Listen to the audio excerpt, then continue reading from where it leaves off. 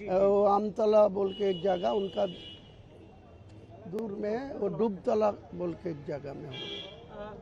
लेकिन क्या संदेश देने की कोशिश ओवैसी साहब के साथ मिलके आप जो रैली करने जा रहे हैं? आम आदमी को एक ही संदेश देना चाहते हैं। ये मुर्शिदाबाद में पिछले जो 17तम जो असेंबली का इलेक्शन हुआ, वो 22 सीट से 2 भारतीय जनता पार्टी और 20 टीएमसी को पास गया। मैं भी टीएमसी का विधायक था।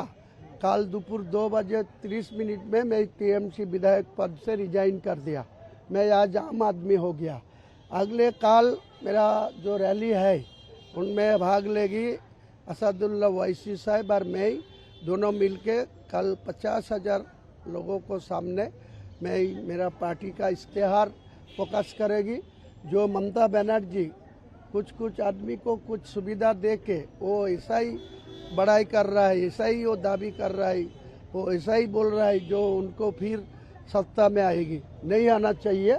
लेकिन वो जो 1,500 रुपया जो लखीर भंडार बोल के दे रहा है, 1700 रुपया दे रहा है, मैं अगले दिन घोषित करेगी सब महिला को लिए मैं 3,500 रुपया पर मान दूंगी। और 1,20,000 रुपया जो आवासन को घर के पैसा दे रहा है वो मैं 2 लाख रुपया सरासरी मैं अकाउंट में घुसा देंगी। मेरा अगले काल वेट कर लीजिए। मेरे सारा बंगाल का आदमी को मैं सूचना देना चाहिए। मैं अगले दिन मेरा को जो इलेक्शन एजेंडा है, जो इश्तेहार है, वो कल फोकस करेगी, तो उसी टाइम आपको सब जानकारी मिलेगी। किसी आपके विपक्ष जो दूसरे उम्मीदवार हैं उनसे यदि पूछते हैं तो वो आपके ऊपर आरोप लगा देते हैं कि आप बीजेपी की टीम की तरह काम कर रहे हैं। बीजेपी से पूछते हैं तो वो कहते हैं कि आप जो है हिंदुओं को और मुसलमानों को भड़काने का काम करते हैं, आपकी पुरानी बयानबाजी का वो जिक्र करते हैं। ऐसा क्यों? अरे शुभेंदु अधिकारी हर रोज हिंदू हिंदू करेगी और ममता बनर्जी मुसलमान को वोट लेके 3 बार चुनाव में मुख्यमंत्री बन के वो मंदिर बनाएगी। वो दुर्गा पूजा में 1,10,000 रुपया अनुदान देंगी। वो रेड रोड में दुर्गा प्रतिमा को सैल्यूट लेंगी। तो वो जो उड़ीसा में जो जगन्नाथ मंदिर है 262 करोड़ रुपया खर्चा करके वो जगन्नाथ धाम बनाएगी। वो मुसलमान को जाएगा कब्जा करके वहाँ दुर्गायन मंदिर बनाएगी राजारहाट में। तो वो क्या सही काम करे? तो वो जितना बार हिंदू हिंदू करेगी, मैं इतना बार मुसलमान मुसलमान करेगी। क्या कहूँ, दिक्कत क्या है? वो हिंदू के लिए करेगा, मैं मुसलमान के नहीं कर पाएगा। जरूर करेंगी, 1000 बार करेंगी। कोई कर ले सकते कर ले लीजिए। कितनी सीट की उम्मीद आप मेरे निर्णय शक्ति में लेके विधानसभा चुनाव में 4ठा में आप रिजल्ट देख लीजिए।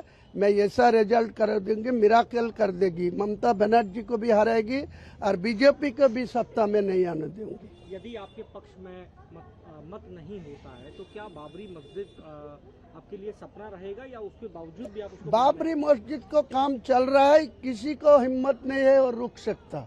मैं जितना दिन जीऊंगी मैं बाबरी मस्जिद कंप्लीट करके जरूरत पड़ेगी तो फिर कहाँ से बीरभूम नहीं मालदा न दिनाजपुर कहीं के फिर दूसरा बार बाबरी मस्जिद का ऐलान करूंगी, बनाऊंगी।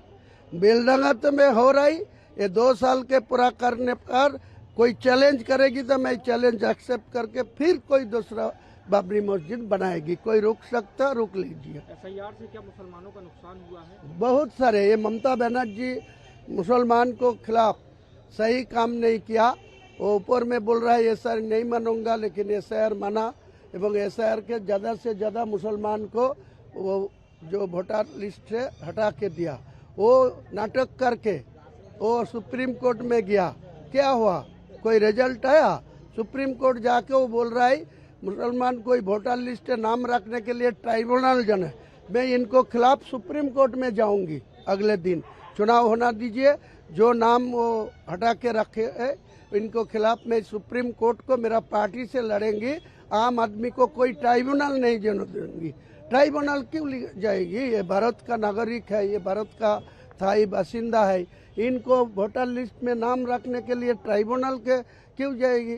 गरीब आदमी है, उनको नाम रखने के लिए ट्राइब्यूनल जाने। ये ममता बनर्जी ये सब किया बीजेपी को साथ जोड़ के, और मेरे को बोल रहा है बी टीम। मैं ये टीम का कैप्टनशिप कर रहा है। अगले दिन चौथा में आप वेट कर लीजिए, मैं ये टीम के कैप्टनशिप में ही बंगाल का सत्ता में आऊंगी। आप जीत हासिल करने के बाद किस वर्ग के लिए ज्यादा काम करना चाहते हैं? मुसलमानों आम के लिए या आदमी हिंदुओं के लिए? सब लोगों के लिए ही काम करना चाहिए। ज़्यादा से ज़्यादा सीट में ममता बनर्जी 3 बार सत्ता में है, वो ओनली फॉर 47 मुसलमान को कैंडिडेट बनाया। मैं 114 मुसलमान को कैंडिडेट बनाया। जितने सारा मुसलमान एमएलए होके विधानसभा जाएगी तो उनका तो प्रायोरिटी देना ही पड़ेगा, तो हम उनको प्रायोरिटी देंगे। वो कलकत्ता से सरकार चला रहा है, मैं मुर्शिदाबाद से पिछले 250 साल पहले 1757 ख्रीष्टाब्द 23 जून नवाब सिराजुद्दौला वो गिरफ्तार हुआ, उनका शिरोच्छेद भी करा दिया। वो मिर्जापुर बोल के एक आदमी था, किसी ने बंगाल में किसी को लड़का को मिर्जापुर नाम नहीं रखा, उनको बेटा मीरन और सिराजुद्दौला को शिरोच्छेद कर दिया। मैं अगले दिन मुर्शिदाबाद से बंगाल चलाएगी, बांग्ला बिहार उड़ीसा एक समय मुर्शिदाबाद से ही चलाते हैं, फिर बंगाल का सरकार चलेगी मुर्शिदाबाद अधीर से। रंजन चौधरी इसी सीट से चुनाव लड़ रहे हैं, कोई संदेह? आपको तो भाई तक बीजेपी कह रही है कि आप लोगों के बीच में मिली भगत। अधीर चौधरी के साथ मेरा पर्सनल रिश्ता है, वो मेरा दादा समान है। वो चुनाव में उतरे तो बहरमपुर के लगभग मेरा ख्याल से वो बहरमपुर में चुनाव जीतने का संभावना है। आप अपना उम्मीदवार विड्रॉ करेंगे यहाँ से क्या? नहीं, किसी को मैं 22 सीट में ही उतार रहा, 22 सीट में ही मैं मेरा उम्मीदवार रहेगी। बट आप अधीर की जीत के लिए बधाई दे रहे हैं, इसलिए मैं आपसे पूछना चाह रहा हूँ, तो क्या फ्रेंडली फाइट होगी? देखिए, फ्रेंडली फाइट तो जरूर है। बहरमपुर शहर का जो जितना वोटर है वो सारे के सारा बहुत वोटर वो माइनस हो गया। 2,30,35,000 वोटर है, वो हिंदू वोट ज़्यादा से परसेंटेज ज़्यादा है। तो मेरा ख्याल से अधीर रंजन चौधरी जो 5 बार का सांसद बन चुका हो, उसी टाइम हर इलेक्शन में 60 से 90 हज़ार तक वो बहरमपुर असेंबली से लीड लेके गया। 2024 से वो चुनाव हारा, वो भी बहरमपुर पे फर्स्ट पोजीशन में था, बीजेपी में second position, TMC third position.